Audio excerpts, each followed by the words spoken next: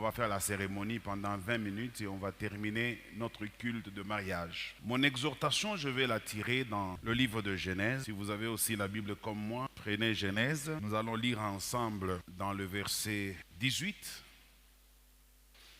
jusqu'au verset 24 ou même 25.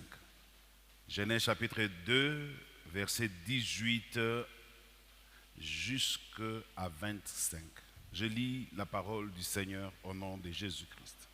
L'Éternel Dieu dit, « Il n'est pas bon que l'homme soit seul. Je lui ferai une aide semblable à lui. » L'Éternel Dieu forma de la terre tous les animaux des champs et tous les oiseaux du ciel, et il le fit venir vers l'homme pour voir comment il les appellerait, et afin que tout être vivant portât le nom que lui donnerait l'homme.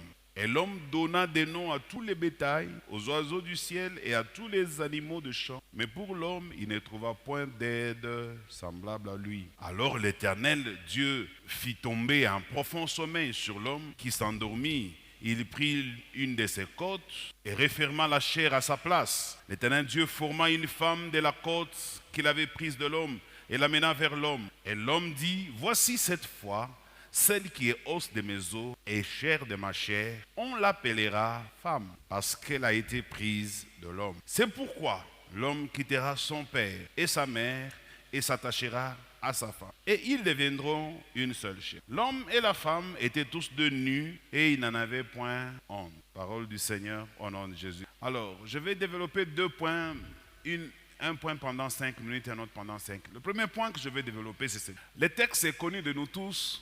Mais quand on lit le texte, peut-être qu'on ne fait pas très attention. Mais quand moi je fais attention au texte, je suis en train de découvrir qu'un jour, l'Éternel a décidé, sans consulter l'homme, il va décider qu'il n'était pas bon que l'homme soit seul. J'ouvre une parenthèse. Quand Dieu dit que ce n'est pas bon, donc c'est mauvais. Tout homme qui n'est pas marié est dans une mauvaise situation. Tout célibataire est dans une mauvaise situation. C'est pourquoi Dieu dit, il n'est pas bon. Même si la célibataire ou le célibataire fait un peu de caprice, de fier, il est malheureux, il est souffreteux. Parce que quand Dieu dit, il n'est pas bon, c'est que c'est mauvais. Même si vous voulez faire semblant pour démontrer comment ça va, comment vous maîtrisez les choses, mais quand Dieu dit que ce n'est pas bon, donc c'est mauvais. Il n'est pas bon que l'homme soit seul. C'est mauvais que l'homme soit seul.